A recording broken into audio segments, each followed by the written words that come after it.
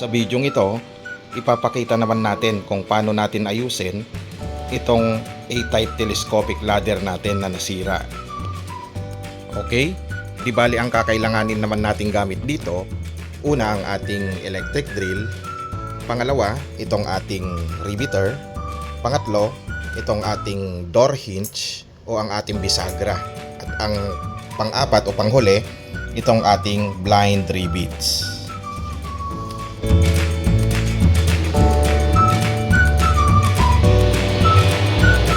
Maganda pa itong ating telescopic A-type ladder, pero ang naging sira naman nito yung kanyang pivotal hinge, kaya naging unsafe na ito gamitin. Mapapansin natin dito na nasa good condition pa itong ating step ladder. Itong kanyang holder, heavy duty.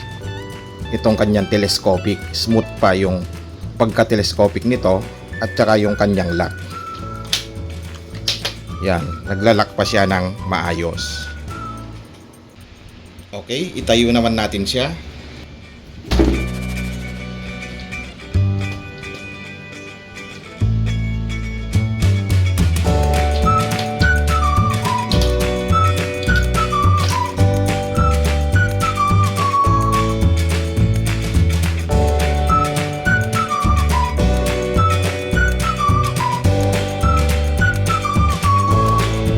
Di bali, ito naman yung nabanggit ko nung una, na ito yung naging sira niya, naging unsafe na yung ladder kasi kumalas itong kanyang pivot hinge.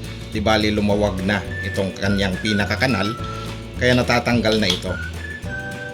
Yan yung lalagyan natin ng door hinge o yung bisagra natin.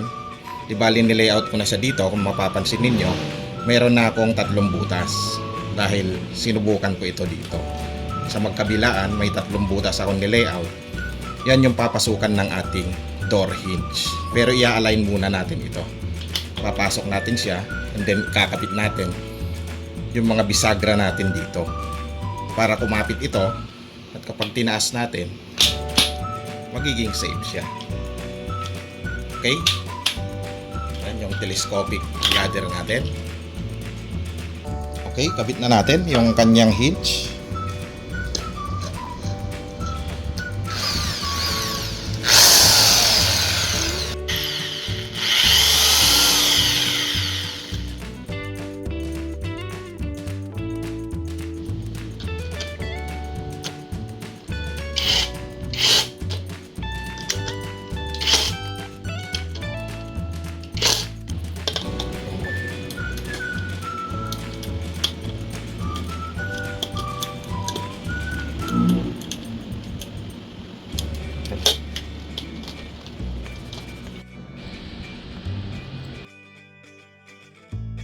At dito gumamit naman tayo ng 4x13 na blind rivets.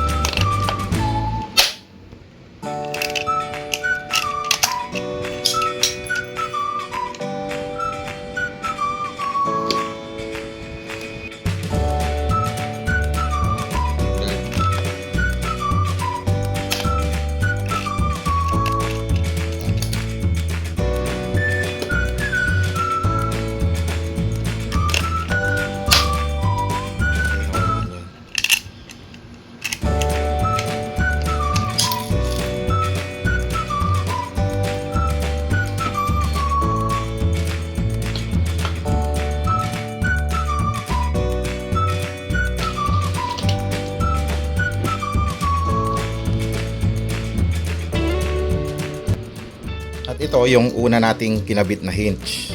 Then lalagyan pa natin dito sa gitna. At saka isa dito sa gilid.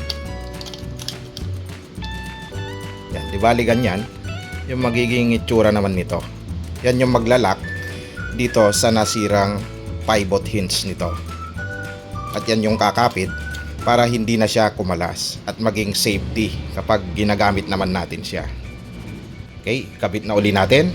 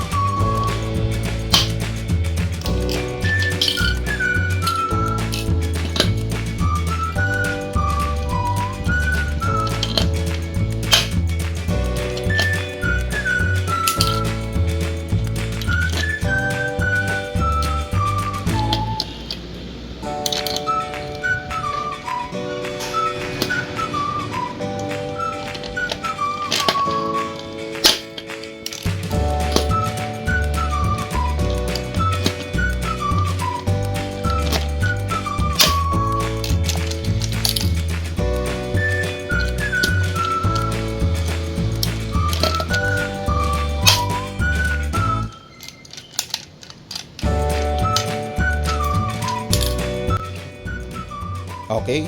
At eto na guys, yung kinalabasan ng pag-repair natin sa ating A-type telescopic ladder. For safety purposes, mas matibay na ang kinalabasan naman nito kasi naglagay tayo ng 3 door hinge at meron itong support na di bale 18. 6 kada isang bisagra, kaya 18 na blind rivets naman yung naging support nito.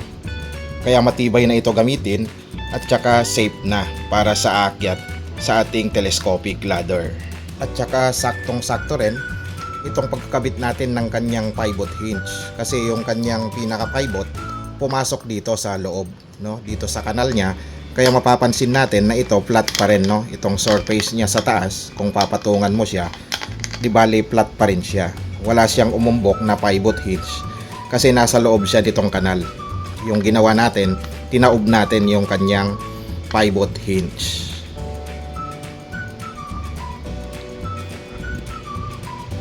Okay, subukan naman natin siyang itayo. Di bali, hihilain lang natin ito. At pansinin ninyo, meron siyang 2 lock, no, magkabilaan.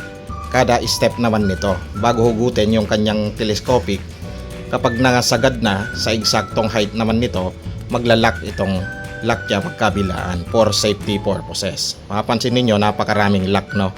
Magkabilaan siya left and right. At ganun din dito sa kabila. Left and right din dito. Kasi dapat mag-lock yan para sa safety purposes naman nito kapag tatapakan mo siya. Okay? Subukan natin siyang iangat. Isang step muna.